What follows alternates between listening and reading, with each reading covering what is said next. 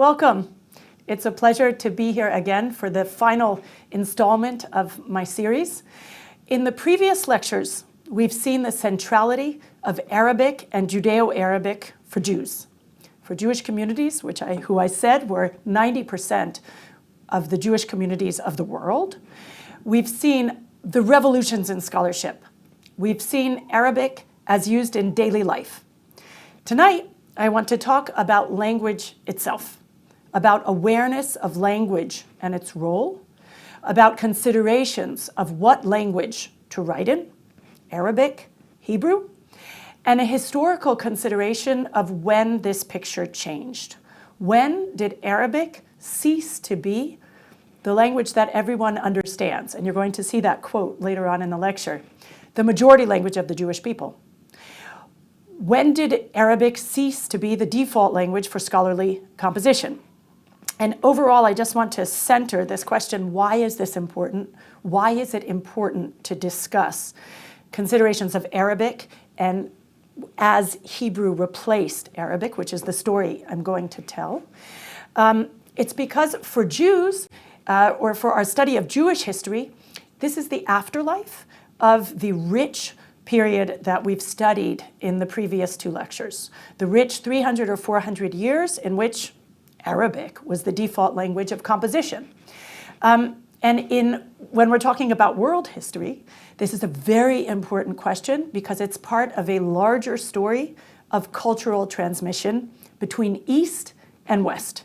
It's overall the transmission of an entire body of knowledge in Arabic. As I said in the first lecture of this series, the intellectual language of the world, one of the major intellectual languages of the world, was Arabic for the centuries that we've been discussing. When did this change, and how were the rich aspects of this civilization transmitted to the West? So that's also the story we're going to tell. So our plan for today is, first, we're going to focus in on the relationship between Hebrew and Arabic. We've seen Arabic as the language of daily life, as the language of the intellectual world around the Jewish communities we've discussed. But what about Hebrew? Hebrew was the language of the Jewish nation, the language of the Jewish religion, a language that was in use daily. In this, we are talking about a religious age, in prayer 3 times a day, in the reading of the Torah 3 times a week. So one possibility, and I note it as number 1, is the idea of Hebrew and Arabic as rivals.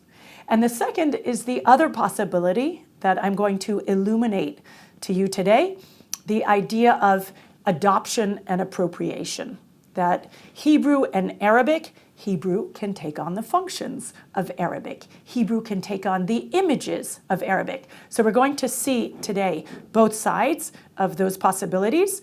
And then third, we're going to talk about the return to the use of Hebrew in scholarship, which occurred around the 12th and 13th centuries.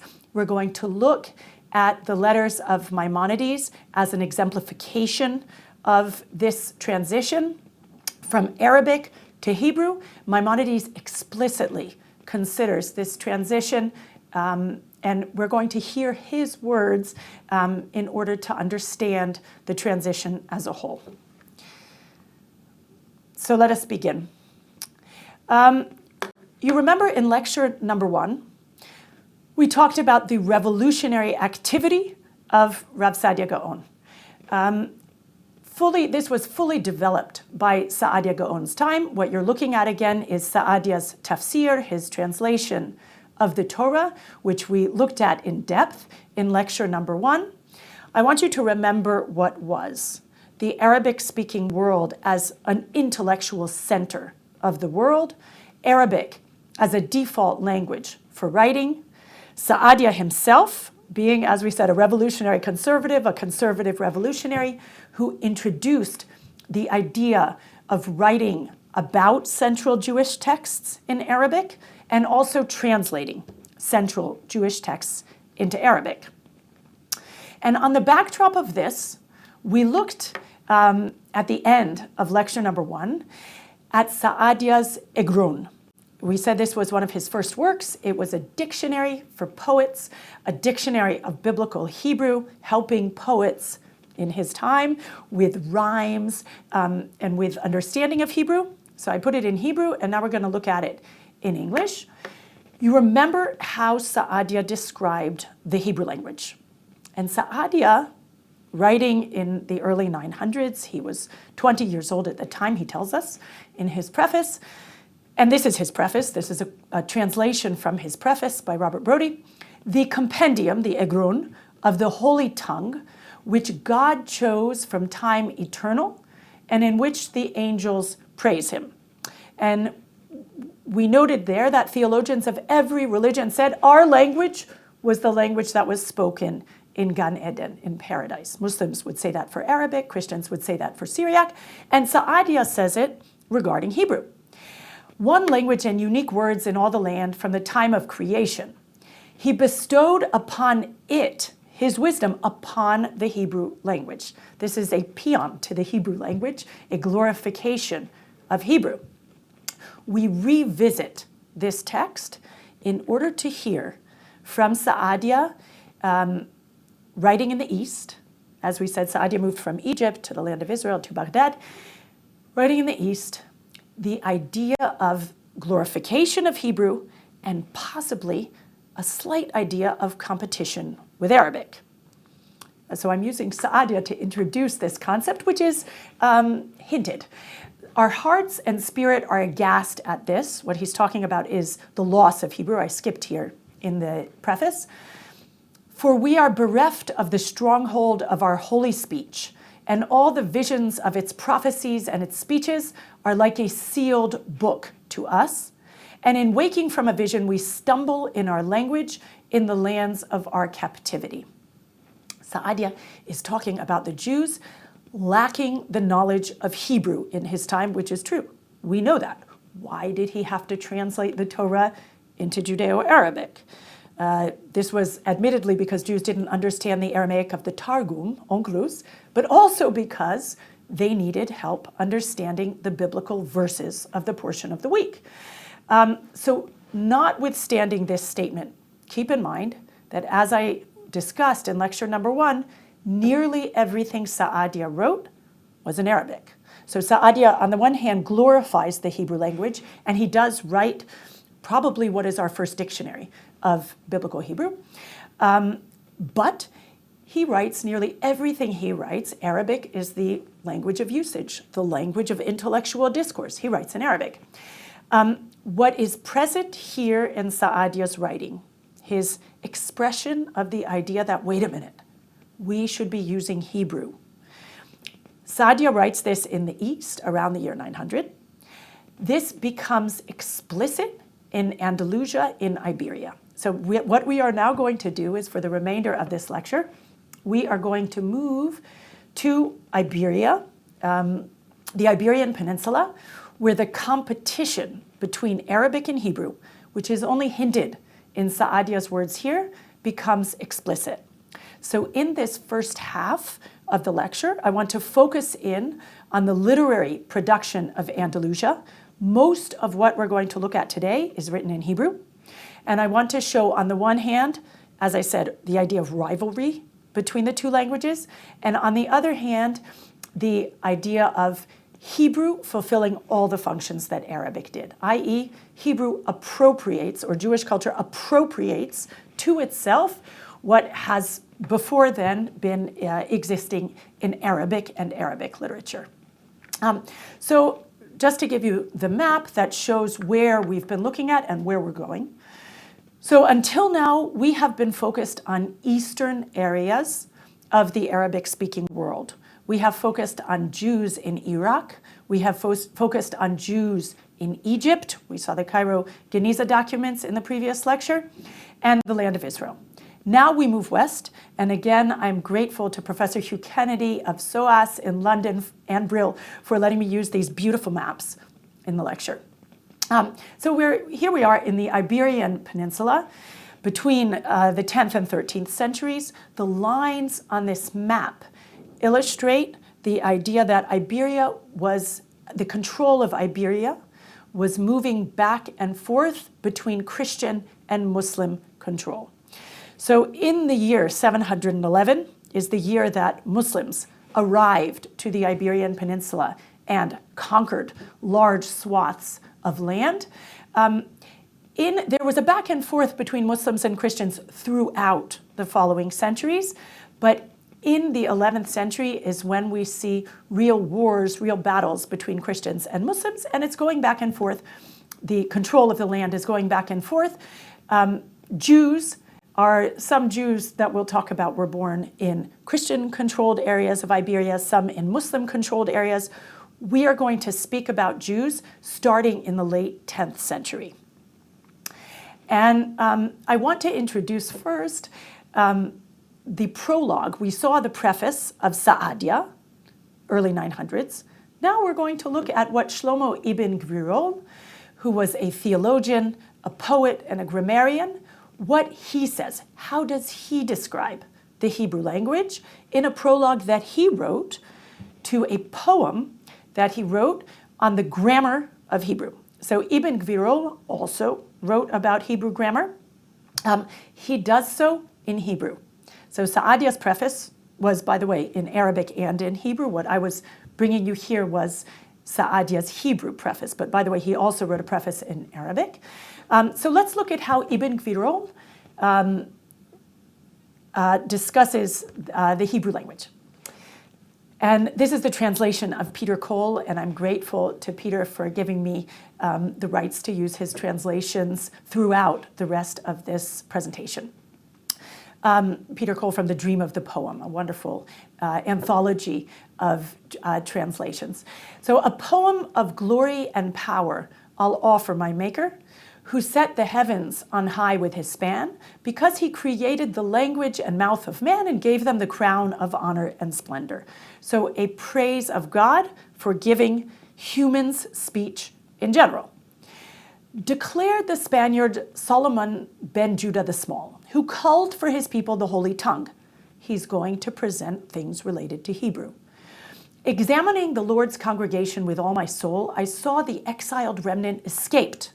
Found among them the sacred speech destroyed, almost wholly in ruins or erased, given over to languages distant from Hebrew and utterly strange to the lips of the Jews, half of whom speak in the manner of Edom, and half with the darkening tongue of Kedar. So what is he talking about? Hebrew, the use of Hebrew has left the Jewish people, the Lord's congregation. Half of the Jews speak in the manner of Edom, some kind of Latinate languages. He's talking about the Jews of Iberia, and half with the darkening tongue of Kedar, Arabic-speaking Jews, whether in Iberia, whether in the East. Okay, a very negative discussion of the idea of Jews who would leave Hebrew and speak in other languages. Already we can feel that Ibn Gvirol, writing in Andalusia, I didn't say he was born in Malaga and he was active in the city of Saragossa, very attuned to questions of language, highly attuned sensitivity.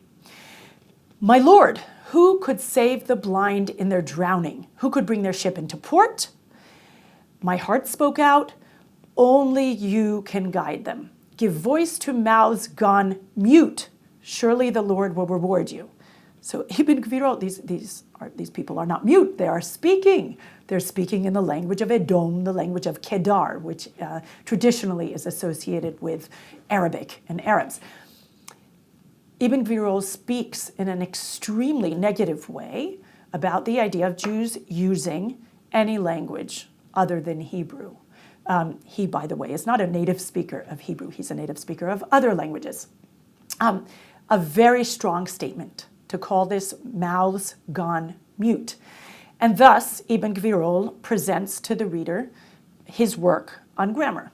His goal is to help Jews regain their familiarity with the Hebrew language, their ability to use Hebrew. I do want to note that there were works that preceded this one. Ibn Gvirol was, of course, not the first scholar to devote himself to a work on Hebrew grammar. We saw in the first lecture Sa'adia's book on Hebrew grammar. And of course, from the Karaite community of Jerusalem, there are famous works on Hebrew grammar. For example, that of Abul Faraj Harun, who is the Jerusalem grammarian mentioned by Avraham ibn Ezra. His grammatical work was written in Arabic also in the early 1000s. So Ibn Gvirol is not a first. His quote, though, really centers for us this Andalusian sensitivity to the use of Hebrew, and this Andalusian insistence that when there's a rivalry between Hebrew and Arabic, and there is in Spain, in Iberia, Jews should be choosing Hebrew. I want to move to the alternate option. So the other possibility, one can be like Ibn Gvirol, very, very hard line, Jews should be using Hebrew. I'm writing a grammar so that you can begin to use Hebrew more. A different expression of rivalry is found in the Hebrew poetry written in Andalusia. And here we are going to look at examples of imitation, adoption, appropriation. So as an introduction, I want to say that in Andalusia, we see the rise of a new type of Hebrew poetry. And this is what we're going to spend the next few minutes on. It's poetry, by the way, that I find incredibly beautiful. It is intertwined, very much laced with awareness of a linguistic competition with Arabic. So I chose a number of poems that happen to be my favorites, but that also very much for us illustrate the idea of 11th and in some cases 12th century Jews being aware of we really should be devoting ourselves more to Hebrew. We cannot live our lives in a scholarly realm only of Arabic. We must recenter Hebrew. So a famous quote, which is often presented in courses on the history of the Jews of Iberia, is in the days of Hasdai ibn Shaprut, who was a Jewish scholar, physician, diplomat who was active in the late 10th century. The birds began to chirp. So this is a quote from the writing of the historian Avraham ibn Daud, who lived in the 12th century, who wrote a history of the Jewish people in Arabic called Kitab al-Silsila, which was preserved only in Hebrew. The Arabic did not survive. It was preserved in a Hebrew translation, which was created later, called Sefer HaKabbalah. And in Sefer HaKabbalah, which is a fixed point in any course in Jewish history that touches on the Jews of Iberia, this is how he describes the rise of Hebrew poetry in Al-Andalus. So he says, in the days of Hasdai ibn Shaprut, the birds began to chirp, and in the days of Shmuel Hanagid, they sang aloud, okay, early in the 11th century. What Ibn Daud is talking about is the rise and flourishing of poetry in Hebrew, and really the first time we begin to get written materials from the Jews of Iberia. There have been Jews in Iberia since the Muslim conquest, that we know, since 711. We really begin to hear them. They are preserved in historical sources and very much in medieval Hebrew poetry, starting in this time. Now, what was special about this poetry in Hebrew? The field of poetry in Hebrew is as ancient as the Bible. There is biblical poetry, there is the poetry of the land of Israel, what we call early piyut, the classical piyut. This poetry was written in a new way. And it is related to the concept of Jews looking at the way Arabic was used and wanting to use Hebrew in the same way. Arabic has a concept called fasaha, eloquence. The idea that when you use Arabic, you should be using the purest Arabic, either the Arabic of the Quran or the Arabic of literary Arabic. Jews in Andalusia developed a purist approach to Hebrew. They said if we look at the piyut of the previous centuries written in the land of Israel, it is not a pure biblical Hebrew. We want to write poetry in a pure biblical Hebrew. We want to write using the meters that we see used in the celebrated field of Arabic poetry. And in terms of scope, we are going to adopt, in many cases, the themes of the Arabic poetry we see around us. This might mean, as I will show you in a bit, the themes of the classical Arabic ode, the qasida. It might be the themes exemplified in Arabic poetry describing the courtly culture of Andalusia. That means, while sticking to a pure biblical Hebrew and even biblical imagery, as we will see, we are going to incorporate the themes of contemporaneous Arabic poetry. Anything Arabic can do, Hebrew can do. So this is, in a way, a continuation of the rivalry that we saw hinted in Sa'adia and said explicitly in Ibn Gvirol. So this is Jews, native Arabic-speaking Jews in many cases, who are appropriating and adopting literary themes, literary methods that they saw used around them. Ibn Daud puts a spotlight on this by calling it "The Birds Begin to Chirp." This was a flourishing, a real revolution in Hebrew poetry, beginning in the late 10th century in Iberia and continuing and existing in other places of the Jewish world as well. So let's have a look. So I brought you first a poem by Shlomo ibn Gvirol, who we saw before. And this is a liturgical poem, and it's called Sha'ar Petach Dodi, Open the Gate. So I'm going to read it in English, and then we'll analyze it a bit. So open the gate, my beloved, arise and open the gate. So I'm going to say already, this is a poem for the prayers of Yom Kippur. Many of you will recognize from the liturgy of Yom Kippur the imagery of opening a gate. So, but what does he say? Notice, this is going to be very different than the liturgical poetry that anyone who uses the Ashkenazi piyutim of Yom Kippur is familiar with. So open the gate, my beloved. Arise and open the gate. My spirit is shaken and I'm afraid. My mother's maid has been mocking me and her heart is raised against me. So the Lord would hear her child's cry. Ya'an shemoa el kol tza'akat nar. So the imagery here, of course, what is being brought in is the imagery of Hagar and Yishmael from Genesis 21. I am Sarai, or I am Sarah. My mother's maid has been mocking me.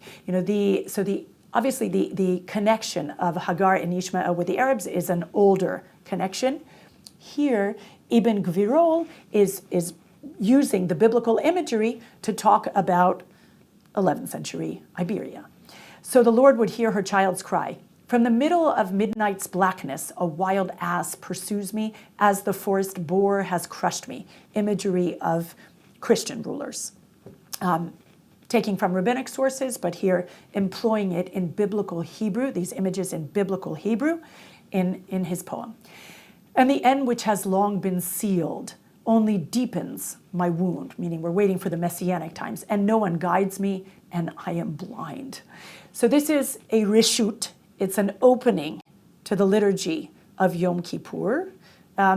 However, this is also a political complaint against the idea that Jews are ruled by Christians and Muslims. So this is expressing something as a member of the Jewish nation.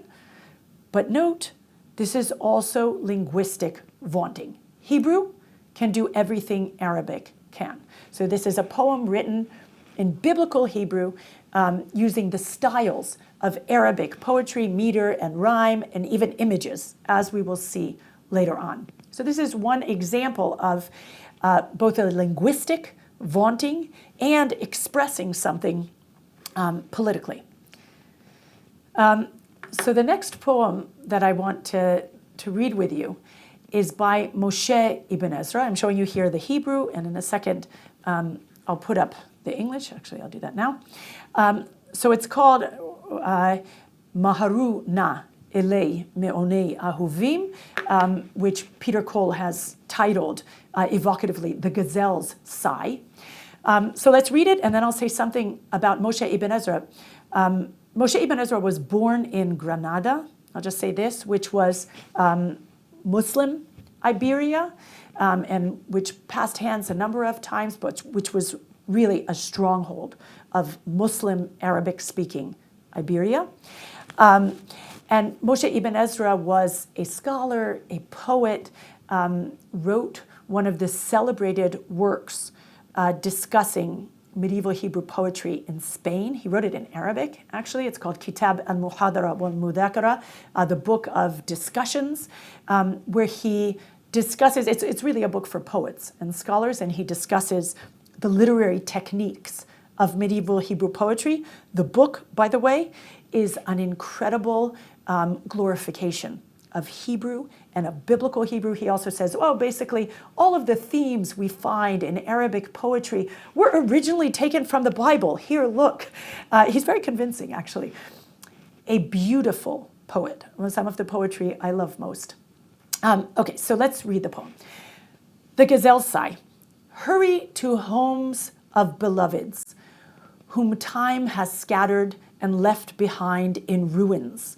What once were the dwellings of graceful does are lairs now to lions and wolves.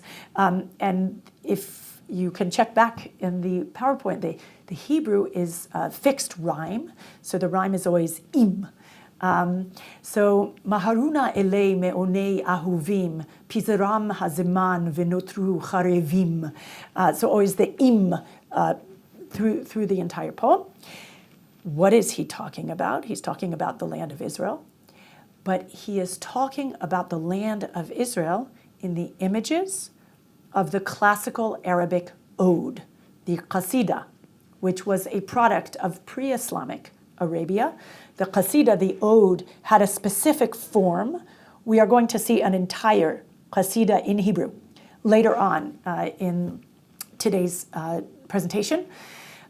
Here, Moshe Ibn Ezra is simply using the imagery of the classical Arabic ode, in which normally the ode, the qasida, begins with a discussion of the former dwelling places of the beloved, by the way, in the Arabian desert. This is where the qasida was formed. And, oh, I, the poet, have come to where my beloved used to live, and she is no longer there. And so I get on my steed and I go. But here, Moshe Ibn Ezra is only preserving the concept of the ruins. And here, the homes of beloveds is apparently the people of Israel and God. They used to be in the land of Israel together. Now the land of Israel, which was the dwelling of graceful does in medieval Hebrew poetry, the tzvi, the doe, as opposed to, by the way, in Arabic poetry, the ghazal, is the important character here. The doe is the people of Israel. God, I think, is the beloved here with the people of Israel. Now the land of Israel is not anymore under Jewish control, says Moshe Ibn Ezra in the 11th century. They are now lairs to lions and wolves. This takes the imagery of the qasida, where the lover, coming to his former lover's tent dwelling in Arabia, would talk about the actual animals that are there. Moshe Ibn Ezra is using figuratively this idea. I hear the gazelle's sigh and her wailing from Edom's prison and Arabia's jail, meaning Jews are not in their land. She weeps for the bridegroom of her youth, picking up imagery from Shir HaShirim, God and the people of Israel, and calls in pleasing song to him, and a quote from Shir HaShirim, sustain me with cakes of nuts and raisins, revive me with apples and your love. By the way, the interesting thing is it's difficult to say. This is a religious poem. This is a poem that does represent a religious concept, God and the people of Israel, a commitment to the land of Israel. On the other hand, it is using the imagery of secular love poetry from the period. So this poem is both religious and secular at the same time, and it's actually not clear. Oftentimes one can say what the function of a poem was. It had a function in liturgy, when, by the way, the idea of putting poems into liturgy, new poems, was still alive in Iberia, as it had been for centuries before. It's only now that we only have a fixed liturgy in the Siddur. But in any case, it's not entirely clear what would have been the liturgical function, or is Moshe Ibn Ezra just making a political complaint?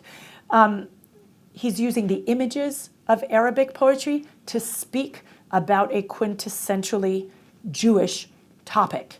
And all of this in a beautiful biblical Hebrew. To read this in Hebrew is just a delight. So he's taking themes of Arabic poetry and making it at home in the most Jewish of biblical language and themes. Now I wanted to, we can't leave aside Yehuda Halevi, who was born in 1075, either in Tudela or Toledo. It's not clear. This is a poem, in a second I'll put on the English. It's called Me'az Me'on Ha'ahava Hayita, Love's Dwelling.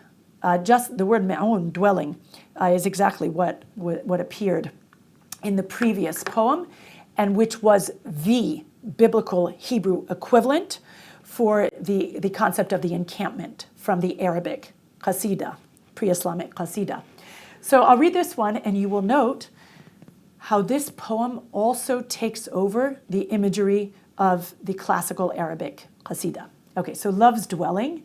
From time's beginning, you were love's dwelling. Wherever you dwelled, my love would rest. My rivals' taunts are sweet through your name. They torture one whom you have tortured.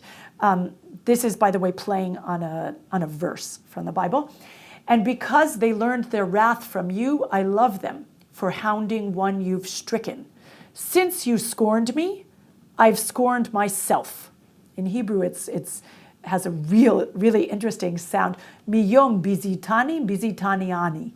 For how could I honor what earns your disdain? All of this playing on themes from the Bible. Until indignation passes, ad ya'avor zam, and you send redemption to a people you once redeemed. So here, while adopting themes from Psalms and speaking about an incredibly central concept in Jewish civilization, the idea of redemption, the idea of a current, perhaps distancing, he expresses, between God and the people of Israel, that the idea that the people of Israel, they're in exile, this expresses some kind of anger of God with them, a biblical theme. But at the same time, adopting these central themes of classical Arabic poetry. And here, God himself is the dwelling of the lovers. A fascinating, God himself is the camping place of the caravans, the imagery from classical Arabic poetry. Finally, I want to show you how Jews not only use themes from the classical Arabic ode, they adopted the ode itself in its entirety for use in the Andalusian courtly culture that they were a part of. So this is a famous poem called the unique poem, Hashira Hayetoma, by Yosef ibn Chasdai, which he wrote for Shmuel HaNagid. So he begins with, this is the beginning of the poem, and you can see I took some of the imagery for the titles of my sections. He's writing in biblical Hebrew, so I'm just showing you at the bottom of the screen how it appears in Hebrew. Halitzvi chen givurat on ve'otzma. So tzvi, the idea of the gazelle or the fawn. So is that fine fawn so brave as to wrap himself in a veil of dark like a robe, to shepherd the stars by night and wander through desert ruins in terror and fear? These are the images of the Arabic qasida, the idea of the taif, the wanderer, the night wanderer. Would he leave in Arabia, in the Arabian desert? Would he leave the sound of lutes for dread, for roaming and danger, leave his chamber, until he was tangled in a web of dreams and held fast in slumber's snare? While he was sleeping, I gladly gathered what, when awake, he denied me in anger. So this is a love poem. or at least the imagery of two lovers. Arabic poetry frequently described nature, so that's what we have here. I cradled the moon in my right hand, my lips kissing the shining sun, the bed was scented with frankincense. I said it's a love poem. The blankets, blah, blah. And what I saw so filled me with pleasure, I woke and it was gone, except for the fragrance that soothes the spirit and flowing myrrh that stirs the soul, like the name of the one and only Nagid, whose glory spreading fills the world. So notice what Ibn Khazdai did here. He needed to accomplish the transition between the ornate imagery of deserts, lovers, wanderers, and he needed to get to the idea of praise, because the qasida, the Arabic ode, was a poem of praise. The poet would begin with this imagery to draw in the listeners, or his patron, and would then move to the idea of praise. So notice here, you can see, so what is left after the lover disappears? This was all a dream. Oh, a fragrance, like the name of the Nagid. So we're talking here, or our poet is talking here about the statesman, the scholar, the poet, the military commander of Granada, Shmuel Hanagid, who lived in the 11th century, and this was a praise poem for him. He soars, this is the direct continuation, I didn't skip. He soars like a tower over Israel, raised high like a wall for his people. Could it be that Shmuel is Samuel, who was called to enter the Lord's temple? So comparing him to Shmuel the prophet. Conjured now by the sorcerer's force, or rising to face the end with his fate? If not, even if he's not, even if Shmuel Hanagid of our time is not the equivalent of the great biblical prophet Samuel, he's worthy in righteousness, pure in perfection of his soul. Hear me, prince above my people. So now the poet has a request. And oftentimes in the Qasida, you would proceed from the praise to a request. And in the courtly culture of Andalusia, of Iberia, someone like Shmuel Hanagid had power. He was active in the courts. He was active. He was a Jew, active in service of Muslim governors. So hear me, prince above my people, lend your ears to what I say. Take this poem, in its splendor arrayed, an enduring token of love that's pure, like a bride, like a maiden, intended for you, though forever virgin, sent by a father, but soul as an orphan. So here, the poet is using the Hebrew word yechida, which is why soul as an orphan, as a yetoma in Hebrew, and it's why this is a celebrated poem, well known throughout Jewish civilization. And this is why, this line is why it was known as the unique poem, but in Hebrew it's Shira Hayetoma, soul as an orphan. This is playing on the Arabic word wahida, which means not just alone, but it means singular or unique. So the Hebrew yechida took over the meanings as a calque of the Arabic wahida. So that's what's happening in this line. So overall, the poet wants to get to a request. I cut off the end part of the poem, but what he asks for is help with ransoming two captives. But the poet is presenting, he's hewing very closely to the themes of the Arabic qasida. He's using it, by the way, for a Jewish communal request. We're talking about Jewish captives that need to be released. And the poet, writing in the early 1000s, really the beginning of this flourishing of medieval Hebrew poetry, biblical Hebrew can do everything Arabic can do. It can use the images of Arabic, and by the way, taking those images from biblical descriptions. It can use Arabic meter. It can use the wonderful transitions, as you find in Arabic poetry. So this is the idea of medieval Hebrew poetry as adopting themes from the fonts of Arabic poetry, an incredibly rich field in Arabic literature. Now, When I talk, the final part of this lecture is going to discuss a language shift. So I've highlighted this entire body of medieval Hebrew poetry. The shift to Hebrew soon began to occur not just in the field of poetry. So it is not just that I'm putting a spotlight on the idea of the use of Hebrew in poetry, although one could. What I want to talk about now is the idea that I highlighted some 300 or 400 years in which, following the revolution accomplished by Saadia Gaon and the generation around him, the use of Arabic to write about the most important topics for Jews, the revolution in genres, which I talked more about in my earlier series at Beit Avichai. Now I want to talk about, when did this change? When did Jews cease to use Arabic as a default language for writing and begin to default to Hebrew?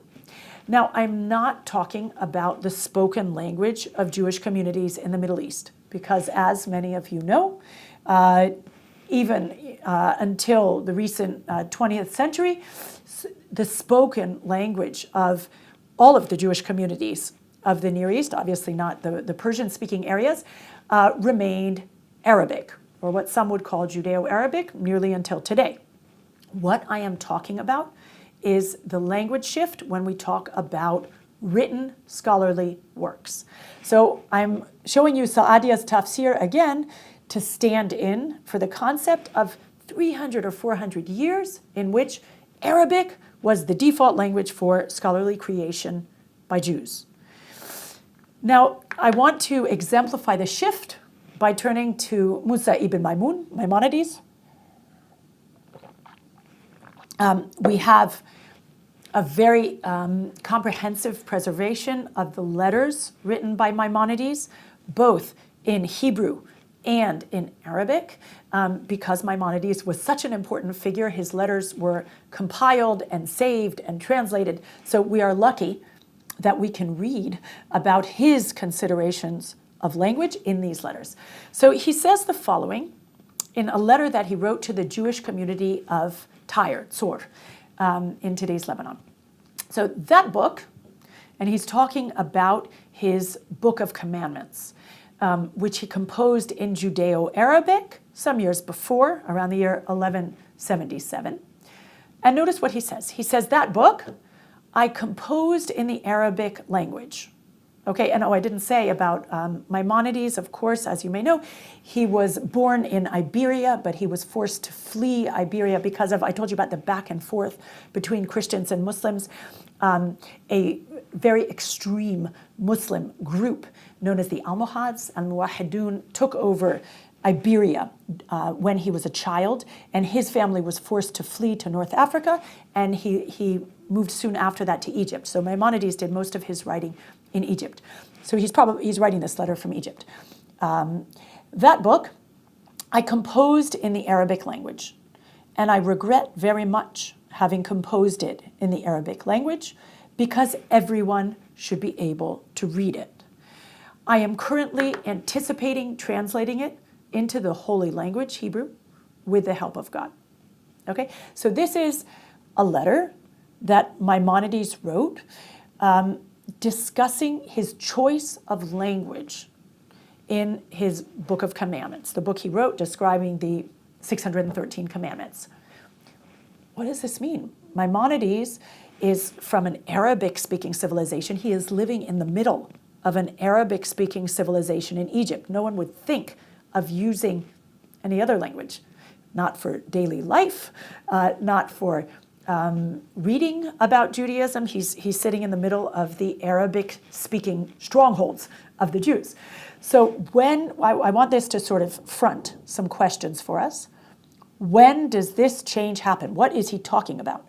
Why is he discussing some sort of realization that everyone, who is this everyone who can't read in Arabic? So we have to think and examine.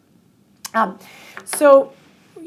showing you here the Almohad Caliphate, again in a wonderful map by Hugh Kennedy. And you see here the tip of North Africa, if you can see my pointer, and the bottom of Iberia, which was the Almohadun, the Almohads, who took over during Maimonides' lifetime, during his youth, pushing back against Christian governors who were pushing down from the north.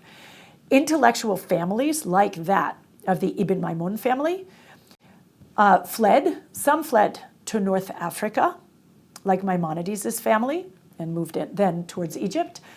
And many of them settled in areas in southern France, in Provence. And these intellectual families who were fleeing the Arabic-speaking areas, Arabic-speaking strongholds of Iberia, raised awareness of this entire body of Judeo-Arabic literature among the already existing communities of, for example, southern France, of Provence. We hear about this interest in letters from the period. We see it in what these communities, the intellectuals of these Provençal communities, began to write. Now, the interest, I have a map, by the way. Sorry, wrong way. This is a map of some of the Jewish communities of southern France. This interest was not just a general interest, oh, these treasures of Arabic, Judeo-Arabic civilization that we are becoming aware of now. They also had a practical interest. The rationalist expressions that were found in Judeo-Arabic literature were highly useful to the Jewish communities of southern France because of increasing Jewish-Christian polemic that was going on there. This was increasing in the 12th century, and Jews needed to be able to respond to Christian arguments against Judaism. Sources from Judeo-Arabic were a very important part of their ability to respond. So this was an intellectual interest, but also a very focused, practical need. So we are talking about the rise or the development of communities in Europe who are interested in the material that exists in Judeo-Arabic, a vast treasure house, but who do not know Judeo-Arabic, who are not conversant in Judeo-Arabic. So this is a view onto some of those communities. So I want to give you an example of the types of requests that came back and forth from these Provençal communities who were interested in the rational expression, in the philosophical works that one could find in Judeo-Arabic. So one of these is Rabbi Yonatan of Lunel, a letter from around 1199 in the translation, the wonderful English translation of my friend and mentor Godfrey Dental. He is writing to Maimonides, and he's writing about Maimonides' work.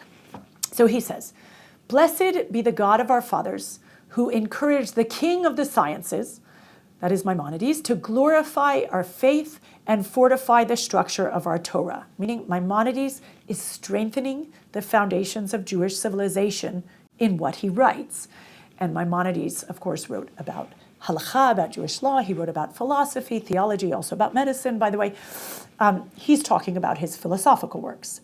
"By God's benevolence, we resolve to collect and gather his books, which are like sapphires, and his choicest compositions, which are incomparably more valuable than hidden treasures.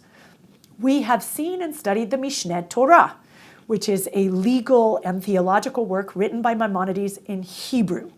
So Maimonides wrote the Mishneh Torah in Hebrew, while he wrote the majority of his other works in Arabic. So they love the Mishneh Torah. "You have given us life and the good," a quotation from Deuteronomy, from the book of Devarim.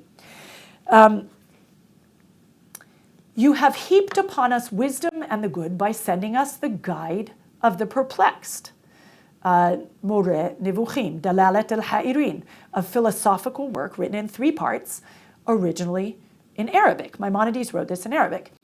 "Its words are the words of the living God. He who discovers it has discovered life itself, and all who turn away from it are as if turning away from life." And by the way, Rabbi Yonatan is speaking, there were people who were against Maimonides' philosophical works, and this really erupted in an entire controversy after Maimonides' death and the further dispersal of his compositions among the Jews of Europe. So Rabbi Yonatan is talking this way. Not everybody thought this way, but Rabbi Yonatan and his community are crazy about Maimonides' works. So you have sent us the Guide of the Perplexed. Now what does he say? For the wise, the book is just as its name indicates. It is a guide for the perplexed. But for the masses, it has no utility, meaning this is a book for the elite. For us, it would have been like a stone tied up in a sling, an unusable thing, a book put in front of the illiterate, were it not that our Creator brought us a wise son, learned in all the sciences, whom his father, the rabbi, taught to read and understand Arabic. So this is Rabbi Yonatan illustrating exactly what I just mentioned, an intellectual family, the Tibonites, Ibn Tibon, Yehuda Ibn Tibon, and his son, Shmuel, who came to Lunel, who settled in Lunel, and who brought Judeo-Arabic books, an incredible knowledge of Judeo-Arabic, and who began to translate. And we have here almost a laundry list of important works of Judeo-Arabic that were translated at this time, during this time period into Hebrew, at the request of these Provençal communities. So the Book of Doctrines and Opinions, that's a Sa'adia Gaon's Kitab al-Amanat wal-I'tiqadat, his Book of Beliefs and Opinions, we often say, translated during that period into Hebrew. The Book of the Duties of the Heart, Al-Hidayah ila Fara'id al-Qulub by Bachya ibn Pakuda, Chovot HaLevavot. Other works, the Kuzari, each of them brings glory to its author.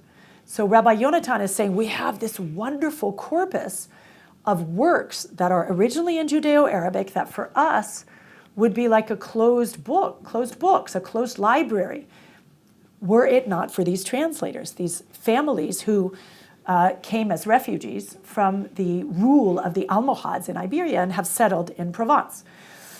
Therefore, if it pleases our master, would he complete our meal and send us the Guide of the Perplexed up to the end? So this is just illustrating for us Maimonides, the translation of the guide occurred in Maimonides' lifetime.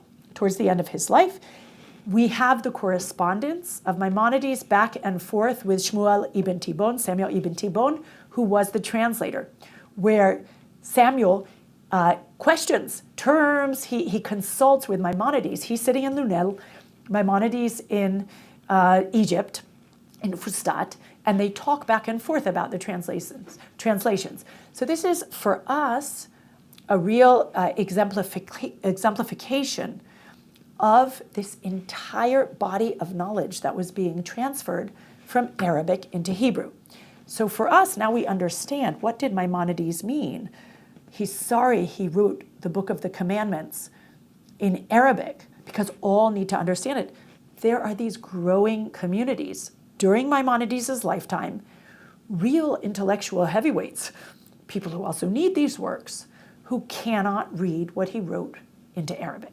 So it is because of the rise of these communities and the growth, their intellectual development. And you can imagine that every book they get, they further get immersed in this field of theology, of philosophy. The genres that existed in Judeo-Arabic enrich them and lead them to compose in these genres as well.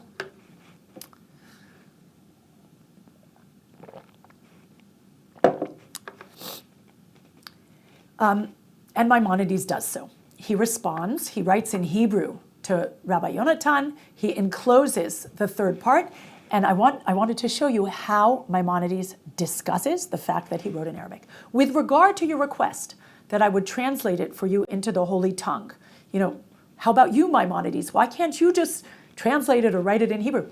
Would that I were young enough to be able to comply with this request. This was towards the end of his life, 1200. He died in 1204.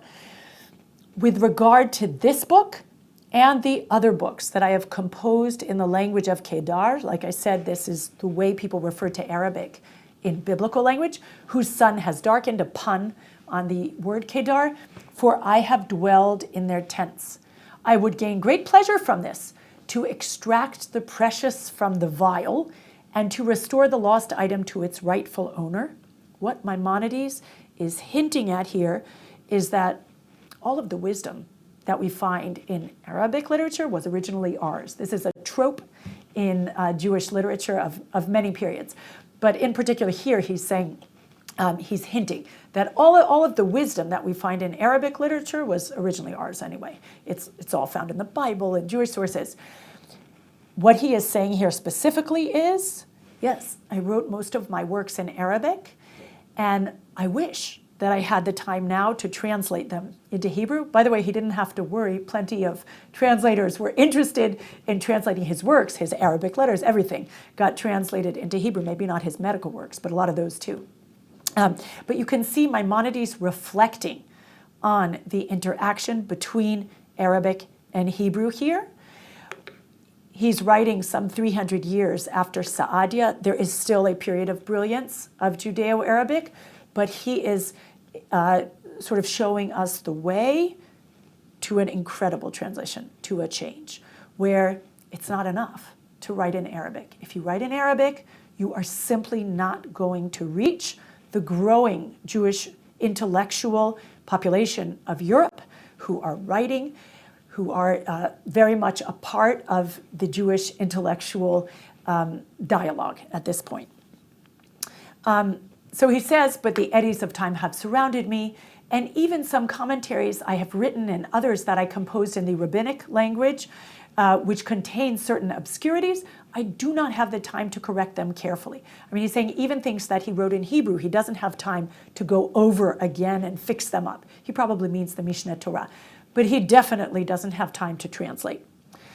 I swear I have no leisure even for writing a short chapter, neither during the day nor at night. Only due to my respect for you, I took pains and expended effort to write this entire letter with my own hand. And we know from other letters that Maimonides was incredibly busy. He was the physician to Muslim rulers in Egypt. He had no time. He was trying to write. He was trying to keep in touch with Jewish communities around the world, like Rabbi Yonatan. So he certainly didn't have time to be translating his Arabic works into Hebrew. Another interesting feature of this period is sort of the flip side of the coin, Maimonides' response to a Baghdadi Jew who requested that Maimonides translate his Mishneh Torah into Arabic. So the one major work that Maimonides wrote in Hebrew, the Mishneh Torah, his book of theology and law, he says to Yosef ibn Jabir, I tell you, do not minimize your capabilities. Many of our sages began studying at a late age. It is incumbent upon you too to learn that extent of the holy tongue that we used in composing this work. Because the Hebrew of Maimonides is Mishneh Torah. Maimonides is a native Arabic speaker. The Hebrew of the Mishneh Torah is a beautiful rabbinic Hebrew, based on the Hebrew of the Mishnah itself, of the rabbis. And he encourages Yosef ibn Jabir to learn enough Hebrew to be able to understand the Mishneh Torah. By the way, notwithstanding this response, this Hebrew magnum opus, the Mishneh Torah, was indeed translated into Judeo-Arabic a little over a century later. So Maimonides, all of Maimonides' works went back and forth between Hebrew and Arabic. And he says, I refuse to even consider translating it into the Arabic language, for its grace will be lost. And it really does have grace, the Mishneh Torah in Hebrew. Indeed, I am hoping to translate the commentary on the Mishnah and the Book of Commandments to the Holy Tongue, 2 works that he wrote in Arabic. That I should translate this composition into the Arabic language, request this not. And by the way, he wrote this letter in Arabic, but we have it preserved also in Hebrew translation. Maybe we'll skip that. Now, I want to talk about what is the relevance for this transition, to our previous discussion of the importance of Judeo-Arabic. So if I've spent the entire, more than the first half of this lecture, talking about Hebrew and people talking about how Hebrew is the Jewish language and more important than Arabic, and Jews should be using Hebrew, and Jews did use Hebrew for poetry, and Maimonides, wishes that he had written more in Hebrew. What does this say to us about the entire flourishing period of writing in Judeo-Arabic. What can this teach us? How should we look at this flourishing period of Judeo-Arabic, besides me telling you it's important to learn about, and it is an essential part of Jewish history and Jewish literature. So I want to talk to you now about what made it into the canon. So this is the picture that I showed in a previous lecture. The great scholar Solomon Schechter, sitting in the late 19th century at the University of Cambridge, going through the pieces and fragments of manuscript that he had retrieved from the Ben Ezra synagogue in Cairo. So I want you to think about the Jewish bookshelf. What do you have on your bookshelf? What do we have in yeshivot, in places of learning? What are considered the regular items on home shelves? So another way of saying it is, if what I talked about in the first two lectures is so important, why might you not have heard of it before? And this brings us back full circle to where we started with Saadia. So Saadia was indeed a revolutionary. Saadia and the generations around him, also the Karaite Jews, the Karaite Jewish community is very important here, Karaite scholars who I wasn't able to mention this time, they were revolutionary. They changed the face of Jewish literature. Our first theology, our first grammar, many, many firsts, which I talked about in my previous series in Beit Avichai, not in this series.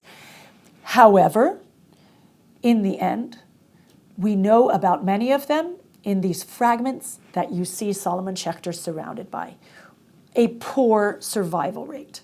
Okay, and I'm going to give you an example. Saadia Gaon, who was the center of our first lecture, this is the way his commentary on Leviticus survived. Groups of scholars are trying to retrieve it from Geniza fragments, like this one.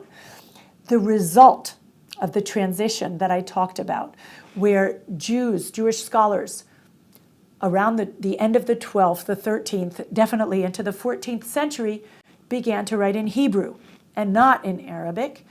It meant that works that did not pass the test of translation for those Provençal communities and others, if you weren't translated, if your work was not translated during that period into Hebrew, it's highly likely that scholars today are having to find it among scraps from Genizot. So Saadia was a revolutionary. Saadia's commentary on Leviticus is a treasure. It's fascinating. He did things that nobody had done before in Jewish Bible commentary.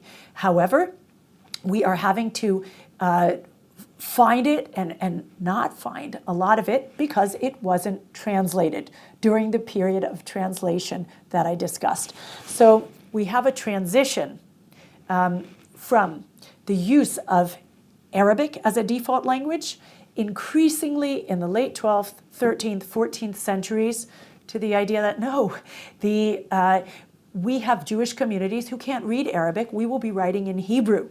And this is what happened. The default language for Jewish scholarly composition became Hebrew.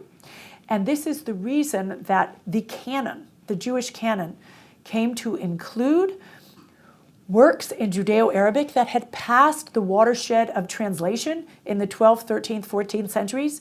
And if your work was not translated during that time, well, you survived only in Genizot. And Saadia's Sidur is another example of that.